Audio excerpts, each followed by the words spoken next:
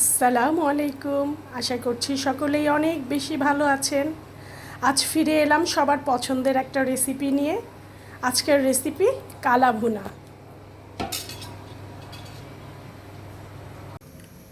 কালা ভুনার জন্য আমার এখানে 3 কিলোর মতো গরুর গোশ আছে।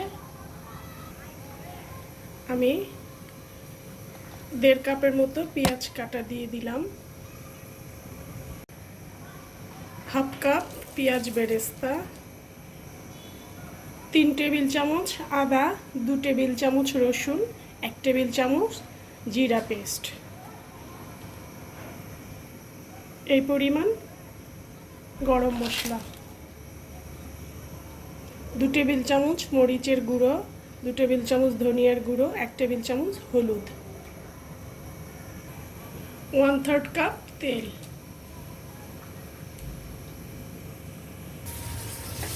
এখানে আমার মৌরি, কিছু গোলমরিচ, কিছু কাবাব চিনি আর কিছু শাহি জিরা আছে, দিয়ে দিব। জয়ফল জয়ত্রী গুঁড়ো করে নিয়েছি, দিয়ে দিব। গোশে আমি মশলাটা ভালো করে মিশিয়ে নিয়েছি। এখন এর মধ্যে আমি পানি দিয়ে সিদ্ধ হতে বসিয়ে দিব। এই কাপ দিয়ে আমি 4 কাপ পানি দিয়ে এটাকে সিদ্ধ হতে বসিয়ে দিব। আমি 1/2 কাপ টমেটো সস নিব।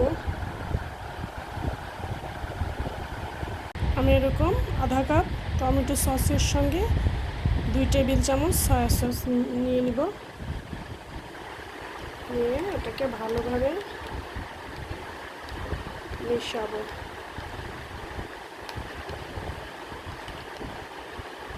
এখন গরুর গোশের সাথে এটা মিক্সড করে দেব।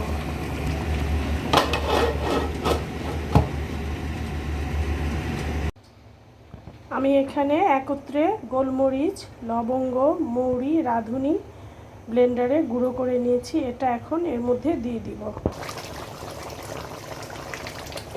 গোশের কালারটা আস্তে আস্তে চেঞ্জ হয়ে আসছে।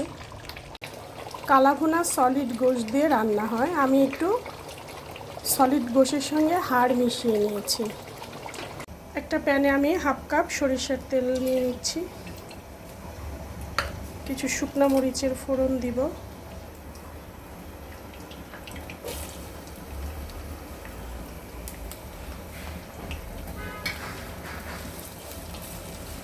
গোশের কালারটা আস্তে আস্তে চেঞ্জ হয়ে আসছে।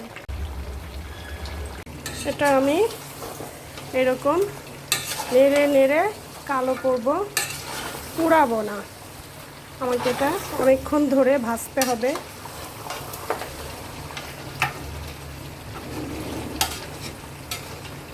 হয়ে গেল আমার কালা ভুনা রেসিপি। ভিউয়ার্স দেখুন কি সুন্দর হয়ে গেছে, সুন্দর একটা গন্ধ বেরোচ্ছে। হয়ে গেল আমার কালা ভুনা রেসিপি। দেখুন কি সুন্দর হয়েছে দেখতে। ভিউয়ার্স, যদি আমার রেসিপি ভালো লাগে প্লিজ লাইক, শেয়ার, কমেন্ট, সাথে সাবস্ক্রাইব করবেন। সকলেই ভালো থাকেন। আল্লাহ হাফেজ।